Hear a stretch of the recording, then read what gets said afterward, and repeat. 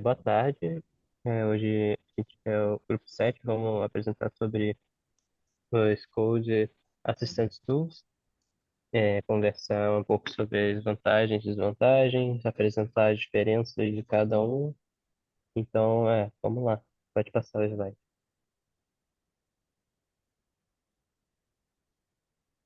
Então, o que que são esses assistentes de código? Eles são ferramentas que eles podem gerar e explicar código dentro de uma interface, de uma IDE, e serve como um par de programação inteligente. É, e eles têm diversas funções, eles podem alterar o código, escrever testes automatizados, fazer documentação para você.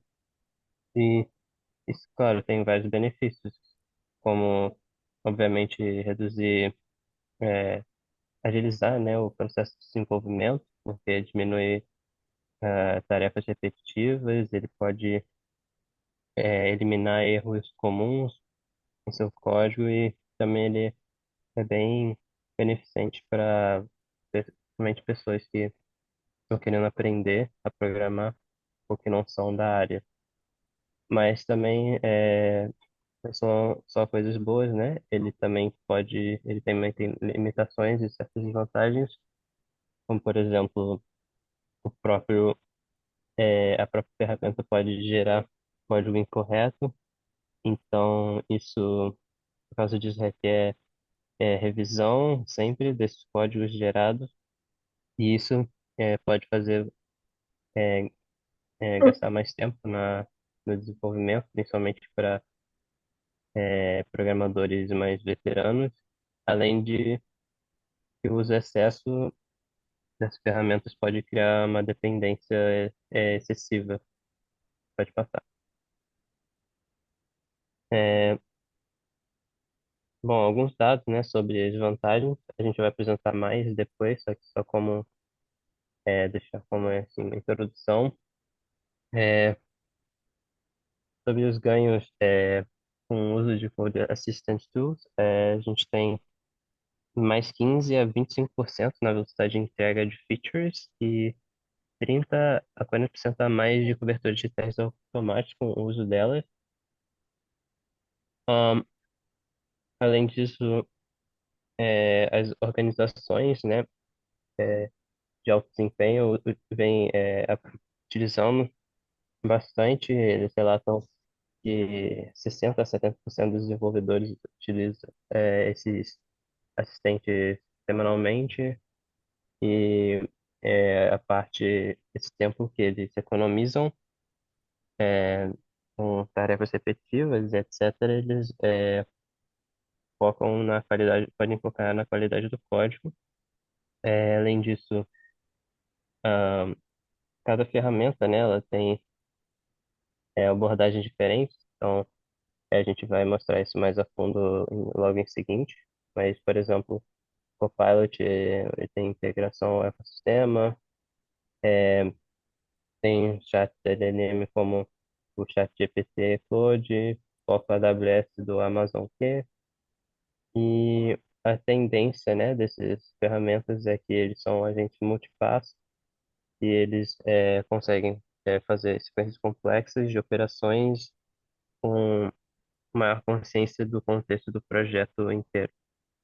Pode passar. Bom, falar um pouquinho sobre algumas das ferramentas, né? Alguns desses assistentes de código, começando pelo GitHub Copilot. É um assistente já integrado no ecossistema do GitHub, né? Eu sei que a gente tem direito ao GitHub Copilot de graça pelo plano Student. Então, os recursos principais dele são, ele tem o autocomplete, né, no código, então ele já está integrado no ambiente e você pode fazer consultas, explicações ali durante o código também, é interessante. E como ele já está no ambiente do projeto, ele tem acesso a todos os arquivos, então você consegue fazer modificação em vários arquivos dentro do projeto sem ter que ficar reenviando coisas para eles.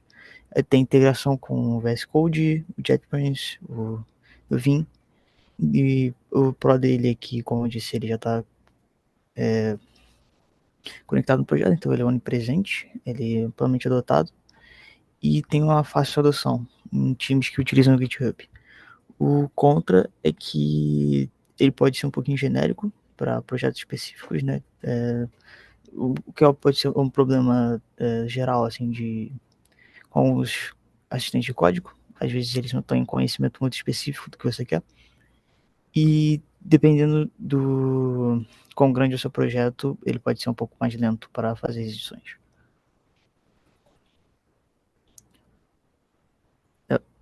Pulou um. Valeu. Depois disso a gente tem o cursor, que... Eita. A gente tem o cursor, que já é uma IDE própria, né? Foi um fork do VS Code. E ele foi criado para integrar, né, inteligência artificial direto no fluxo do desenvolvimento do projeto. Então, ele usa o Composer e o Agent, né? O Composer é para geração e a refatoração de múltiplos arquivos, e o Agent executa os comandos para gerenciar os arquivos e realizar as buscas. Como é uma ideia própria, né, o chat já tem o contexto completo do repositório do projeto, e ele tem suporte a vários modelos de IA, como o GPT, o Cloud. Então, os prós, como o GitHub Copilot, ele tem ali uma grande integração com o projeto, porque ele já está integrado na IDE, e você pode fazer grandes operações com ele. O contra é que você depende do ecossistema do cursor, e também os recursos mais avançados eles têm um paywall, né? Então você tem que pagar para ter acesso. Pode passar. Ok. Aí agora a gente tem o Code, que é uma extensão, né? Foi feita para o VS Code, que integra recursos de inteligência artificial direto no ambiente de desenvolvimento. Então, essa extensão ela é alimentada pelo OpenAI e ela tem várias funcionalidades, né? Então, os recursos principais dela têm as sugestões baseadas no projeto. Você pode fazer um chat integrado direto na IDE, na extensão, né? Ele gera snippets de code para você, para o que agiliza o desenvolvimento. E tem um autodesenvolvimento com foco na velocidade de resposta. E o Code ele oferece um plano gratuito, né, para desenvolvedores individuais, e tem planos pagos para empresas maiores, para equipes, que já dão alguns recursos avançados. Mas como ele tem acesso grátis a versão gratuita tem um grande desempenho, então esse é um Pro. E tem suporte para múltiplas ideias, apesar de ter sido feito para o VS Code. O contra é que, bom, ainda os recursos avançados ainda estão atrás de um paywall, né? E aí a qualidade da sugestão também pode oscilar, dependendo de quão grande, quão complexo é o seu projeto. Pode passar. A gente também tem o ChatGPT, né? O Code Assist do ChatGPT, que você consegue integrar dentro das ideias usando plugin e extensão. Então, é interessante, porque você já consegue gerar código a partir de linguagem natural. O Code Assist do ChatGPT tem uma disponibilidade grande. Você pode acessar na web normalmente, você pode usar API para você colocar a extensão numa ideia, né, do VS Code, JetBrains. Bom, as principais ferramentas para explicar erro, entender mensagem de sessão, eu imagino que hoje em dia a maior parte dos desenvolvedores use bastante ChatGPT para isso. Gerar e depurar trecho de código, pode ser automatização de tarefas para como criar teste unitário de integração, e também é interessante que, como o ChatGPT tem acesso à internet, você pode usar como auxílio para ferramenta de estudo, né? E tem todos os prós do GPT, os modelos mais recentes agora, do GPT-4, GPT-5, com raciocínio forte, é bom para pesquisa e documentação. E os contras são que não é nativamente autocomplete, né? Você tem que mexer na extensão. E se você não tem o GPT pago, você tem limite de uso, né? Ele limita os seus tokens, leitura de arquivo. Depois de um tempo, você acaba passando para uma versão anterior do GPT, um pouco mais fraca, mas mesmo assim é bastante interessante. Pode passar. Ah, É, desculpa interromper, esqueci de mencionar esse O1 que tá aí, é o GPT-5, é a mesma coisa, é o Thinking, e o 4.0 é o 5 base. É Uhum. só porque Tá. ficou gravado antigo. tranquilo. Então a gente também tem o Claude, que é o assistente da Anthropic, com uma grande janela de contexto, né, para processar documentos e também manter conversa. Os recursos principais são um grande suporte para as grandes janelas de contexto. Né? Então você pode manter uma conversa, entre aspas, consistente. Uh, o design tem foco em segurança, respostas confiáveis e suporte de entrada e análise de imagens também, que é interessante. Uhum. Então, alguns pontos negativos são que a integração com a ideia nativa é um pouco limitada e você quer o fluxo via extensão de terceiros. Né? Ele não é nativamente integrado nas ideias. Pode passar. Okay. E o último que eu vou falar aqui. Eita, pode voltar? Okay. O último que eu vou falar aqui vai ser o Tab9, que ele também faz o autocomplete chat. É, pode descer um pouquinho. Eu acho que a imagem está cortando. Ah, tá cortando. É. Uhum. Mas, ele Ó, você pode fazer suporte com a IDL, tem suporte para várias ideias, o VS Code, tipo, as mais conhecidas. E você pode usar uma versão gratuita para uso pessoal, eles têm planos para desenvolvedores também.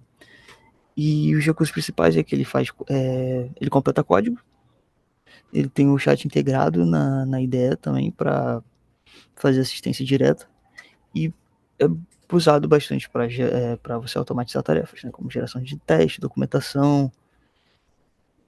E ele tem um foco grande em privacidade, né, com operações on-premise, suporte para ambiente air-gapped. Ele é bom para você usar quando você tem regulações estritas do projeto, né, porque você pode regular a segurança da ideia, não, da ferramenta. O contra é que também, como muitos outros assistentes, você acaba sendo limitado pelo paywall, né, os recursos mais avançados você tem que pagar, e você precisa de uma certa expertise técnica para configurar ele, para configurar a segurança.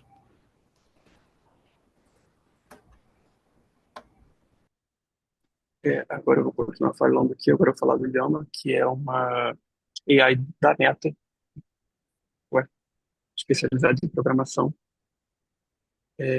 Dá para voltar aquela cheia aí que tá mostrando o slide de fora.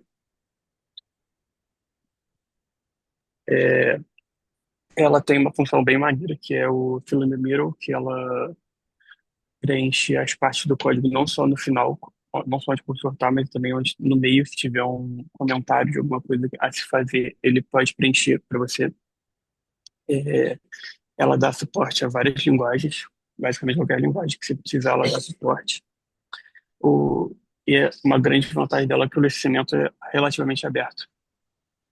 É, como ela é uma linguagem especializada em código, ela não é como o GPT ou o Gemini, que são linguagens gerais. Ela é uma linguagem para código, então é mais uma vantagem boa dela. É,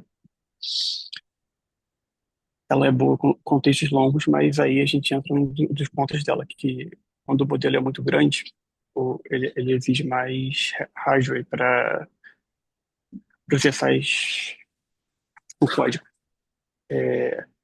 Outro contra dela é porque eu acho que a última versão dela foi lançada em 2024. Ele está um pouco atrás dos modelos mais novos. E o licenciamento dela, embora seja bem aberto, não é open source. Ela tem uma grande compatibilidade com quase todas as ideias que você pode pensar aí. E ela consegue rodar tanto no local quanto num computador privado. Pode passar para o próximo. Agora eu vou falar do Gemini. O Gemini provavelmente todo mundo já usou o Gemini. Eu encontro mais problemas geralmente quando eu vou tentar fazer uma coisa de Gemini.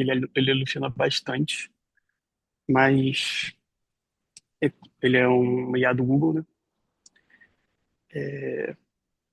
Consegue gerar código em diversas linguagens. Uma coisa que ele é muito bom é explicar código para você entender melhor o que está acontecendo nele. E se você estiver usando um ambiente Google, como o Colab ou Google Cloud, ele é muito bom porque ele já tem uma integração nativa nele, né? Então, ele consegue fazer documentação, explicar erro. E outra coisa muito boa dele é que ele não tem limitação para contextos, né? Tipo, você pode mandar imagem, quantas imagens você quiser que ele deixe você ir mandando. Tanto arquivo de código também. Aí vamos falar os prós e os contras, né? Como eu já falei, tem uma forte integração com sistemas do Google, então ele é bom para isso. Ele tem um forte entendimento da linguagem de programação, principalmente Python. É fácil de acessar também, é só você abrir seu navegador que você consegue. Mas ele tem algumas extensões com ideias normais. Eu acho que tem muita extensão do VS Code para ele, mas não é muito usado. É, em tarefas maiores, ele também não é muito bom porque ele é mais limitado, né? Eu acho também por ele ser a Gemini fazer um pouco de tudo. Não sei especificamente de código, ele é um pouco mais fraca nisso, né? E alguns recursos estão atrás de paywall também, né? O que nunca é bom, mas é comum em quase todos os modelos. É, pode passar. Agora falando do Amazon Key Developer, é, essa eu nunca nem tinha ouvido falar, mas obviamente a Amazon, como é muito grande, teria um modelo de IA, mas você geralmente nem ouve muito falar dela porque ela é muito boa para ambientes AWS e não tão boa para ambientes fora da AWS. É,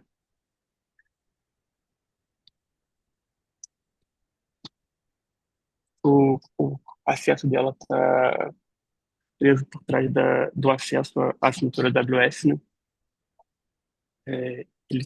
Mas ele está disponível a partir do momento que tem a assinatura da AWS, você consegue usar eles em 10 e Facebook CLI e VS Code. Mas é basicamente isso. A da Amazon é mais para quem tem um ambiente AWS, quem não tem, ele não é muito bom. E é basicamente isso. Agora vamos para a disponibilidade de acesso. Vai pela próxima. É, agora aqui a gente fez uma pequena tabela para mostrar a disponibilidade de cada modelo, né? O Copilot tem versões gratuitas, assim como o curso, o Tabline. A Amazon, como eu disse, é só pago para quem tem AWS. O Codium é gratuito para indivíduos e para planos de time é pago. E Uhum. tanto o GPT quanto o Claude Gemini são abertos na internet, né? Aí tem um pouco mais de. É um pouco repetitivo, ficar repetindo, né, tudo que tem, porque a gente já disse especificamente de cada um. Mas, para mim, pelo que eu entendi durante os estudos, para mim, o GPT e o Gemini são muito bons para explicação de código, enquanto o Copilot, Cursor, Timeline e o Code são melhores para você realmente usar eles dentro de uma ideia, né? Para fazer o autocomplete, para auxiliar na hora de programar mesmo. Aqui é mais um mostrando a comparação de funcionalidades em relação ao autocomplete, chat IDE, multi-arquivos, agentes de execução e privacidade on-prem. Inclusive, essa parte de privacidade on-prem é muito importante, né? Eu, quando eu estava pesquisando sobre o Gemini, eu achei que ele tinha uma, porque fala no site do Google Cloud, fala algo sobre rodar localmente, mas eu pesquisei mais a fundo e não tem, porque acaba que ele continua dependendo do servidor da Google. E, ca- como você pode ver em relação a sistemas, alguns são específicos, enquanto outros são de várias ideias. Mas, basicamente, eu acho que se você está usando uma. Para gente que usa ideias comuns, eu não imagino. Eu acho que eu nunca conheci o programa em Google. E a AWS é comum, empresas que usam a AWS, né? Mas para gente que ainda está estudando, eu acho que os melhores são o Llama e o Code e o Copilot, já que o GitHub é bem mais aberto do que o Google e a AWS.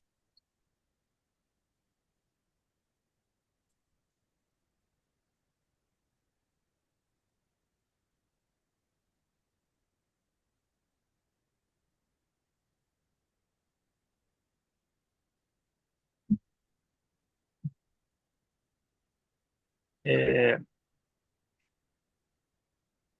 agora os tutoriais, né, de como funciona cada ideia.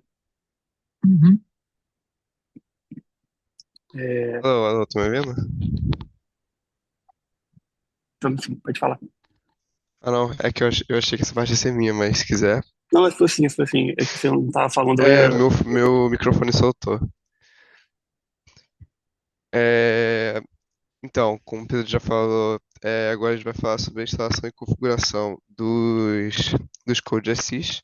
É, primeiramente, a gente vai falar das extensões do VS Code, que quando você abre o VS Code, tem um símbolozinho no canto esquerdo, que são três quadrados e um losango que tem as extensões, e lá você vai baixar os conteúdos com as IAs que você vai querer usar para ajudar no seu código. Pode ser o GitHub Copilot, o Gemini Code Assist, da Amazon ou o Continue Dev. É, o GitHub Copilot você vai ter que linkar sua conta com o GitHub depois de instalar. E aí depois você vai ter que ativar as sugestões inline e o Copilot Chat na barra lateral. Uhum. E aí você apertando Ctrl Shift I, se eu não me engano, vai ativar o chat e aí você vai poder conversar para pedir sugestões. O cursor você vai baixar no site do cursor e depois você vai importar as configurações dele para o VS Code e depois você vai dar Ctrl Shift P e habilitar ele. É, o chat GPT, o Claude e o Gemini, eles se usam via navegador, não no programa como o VS Code. Você vai só abrir o site deles, provavelmente a maioria aqui já usou alguma delas. Só vai abrir o site, vai digitar com o chat alguma coisa relacionada, tipo, me explique esse erro, ou corrija meu código, ou o que tem de errado aqui. E é porque o slide tá meio cortado, peraí. Deixa eu.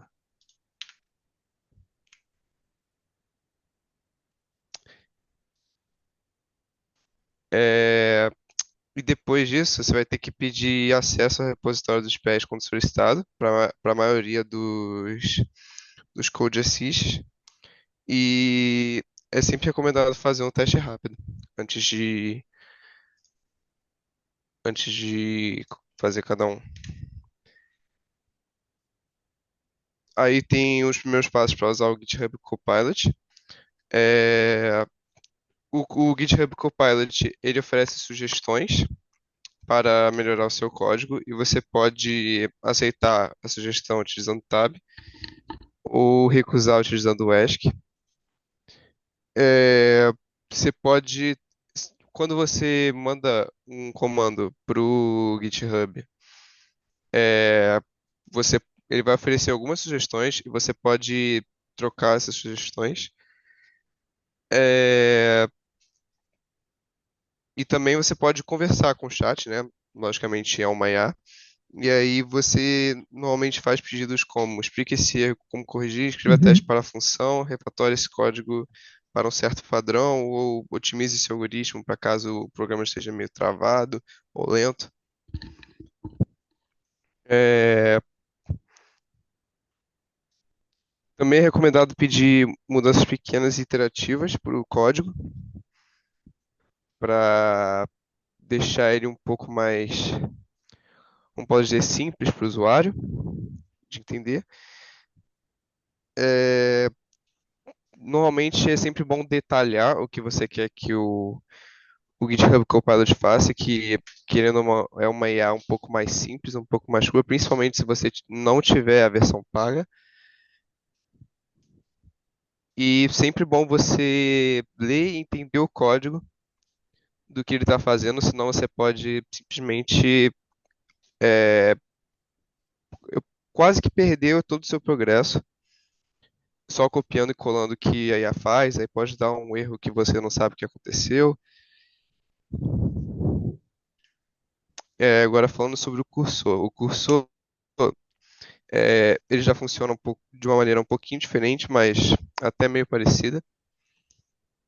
Você também vai abrir um chat na barra lateral, só que como o GitHub Copilot ele já tem uma parceria com o VS Code, você não precisa tipo arrastar o arquivo, você só precisa abrir o chat no arquivo que você está e já vai reconhecer. Com o cursor, você vai precisar marcar, por exemplo, a pasta que você quer mexer, ou o arquivo que você quer mexer, ou mande um trecho do código.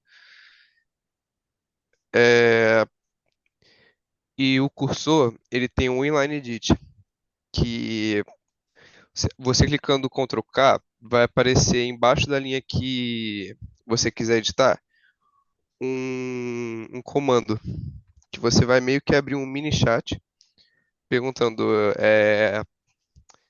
o que você quer alterar, ou o que você quer inserir no código. E aí isso aí também entra até no modo autônomo, que é um modo que o cursor ele auto-preenche o seu programa. Ele pode criar e executar comandos no terminal.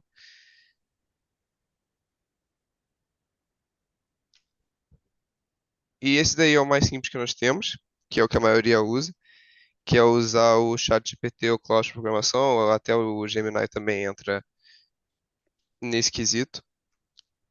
Que ele é mais ideal para explicar abordagens técnicas, escrever testes automatizados, faturações, e assim como no GitHub, a gente usa comandos mais simples, principalmente se não for a versão paga, porque a chance de estar errado é muito alta. E normalmente a gente pede coisas como correção de erros, testes, é, modelagens de programa. E para programas mais extensos, como o chat ele normalmente não vai ter acesso ao seu programa completo, é, eu acho mais fácil, ao invés de copiar e colar arquivos é, muito grandes, você ir pedindo aos poucos, ou vai explicando o contexto com o chat, converse com o chat para ver se ele entende a situação do programa. Aí depois você manda a função que você quer alterar ou manda o erro que você quer corrigir.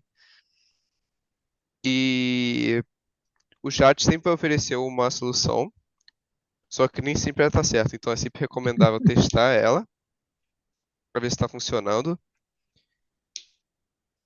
Ou você pode até ler o que ele está fazendo, ver se ele está fazendo tudo certo.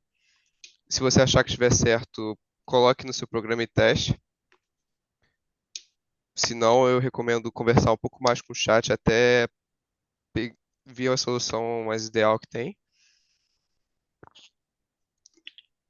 E por último, o CodeJama, que na minha opinião tem o download mais complexo, que você precisa mexer diretamente no seu CMD. É, assim como o curso, você vai baixar no próprio site do Olhama. E depois você vai abrir o terminal, executar o comando, e depois você testa esse comando para ver se o Llama está funcionando. Aí depois você vai ter que baixar a extensão no VS Code. E, ou se você quiser, pode usar no LM Studio ou no Jean.ai. É, boas práticas do Llama é que ele tem o controle de temperatura para estabilidade. Ele fornece trechos de códigos menores e objetivos mais claros, tanto que é uma IA especificamente feita para isso. Ele faz, se você fizer perguntas mais específicas, a probabilidade dele te dar uma solução melhor é muito maior do que de outras IAs. E sempre é bom ajustar o CMD conforme a qualidade das respostas. Sempre ajuste seu programa em relação ao que a IA propõe. E aqui nós temos alguns comandos. É, o slide acabou ficando mais curto, como você pode ver. É, nós fizemos um para cada code assist. Então vou passar um pouco mais rápido, até porque eu já falei bastante sobre isso. A maioria dos IAs tem muitos comandos que você pode usar, como posso dizer, para poupar o tempo. Como, por exemplo, GitHub Copilot, o que eu falei da parte de sugestões, que você pode aceitar, ou trocar ou descartar. Tem o modo agente do cursor também, que você pode ativar. É, o, o Code Assist e os demais, a maioria dos comandos são por via extensões. E agora a gente vai falar sobre vantagens. Então, os Code Assist são basicamente usados para acelerar o desenvolvimento de várias coisas e já falando nisso do negócio, né, que acelera o tempo. E uma coisa nova também que tem é que pessoas que não sabem programar podem usar para fazer pequenos scripts para se ajudar no dia a dia. Tem muita gente em outras áreas que usam o Code Assist para fazer programinhas, scripts pequenos para ajudar no dia a dia no trabalho. Automatização. Pode passar rapidinho.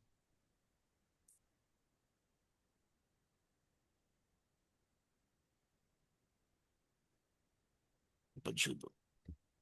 Aqui são os dados de pesquisa mais estatísticos que a gente procurou, que mostra que a maioria tem acelera muito o trabalho do programador, do desenvolvedor, passa muito em teste, mas também tem menos linhas com erros, é mais sucinto o código, é mais limpo, é mais legível, ele consegue passar mais legível ele consegue interpretar, que a gente não botou aí, código legacy melhor, quando você pega aquele código legacy que você não consegue entender nada, você pode usar uma IA, um assistente de IA, para fazer você entender o que cada coisa faz, como é que o programa está funcionando. Pode passar para o uhum, próximo. uhum, Aí agora a gente vai pegar as desvantagens. As desvantagens, apesar da vantagem acelerar muito o trabalho, as desvantagens são muito grandes também. Ainda mais porque a IA ela é treinada no código que ela é treinada com código, todo o código que ela consegue botar a mão. Então também tem muito código muito ruim que ela bota a mão e vai treinando. Então ela acaba não sendo 100% eficiente. Sem contar que se o prompt tiver um pouquinho errado, não muito específico, ela consegue. pe- Caraca. Ela manda código que você não quer. Ou você pede uma coisa que você tem uma ideia na cabeça, bota o prompt, e ela manda só aquilo, só que tá incompleto, não é ideal. O que gera. Sempre tem que ter uma revisão de um humano depois. Tu acaba tendo que criar um trabalho extra. Às vezes pode demorar mais por causa dessa revisão. A dependência que a gente já falou, tem gente que fica acostumado a usar IA para tudo e acaba desacostumando e desaprendendo a fazer o próprio código.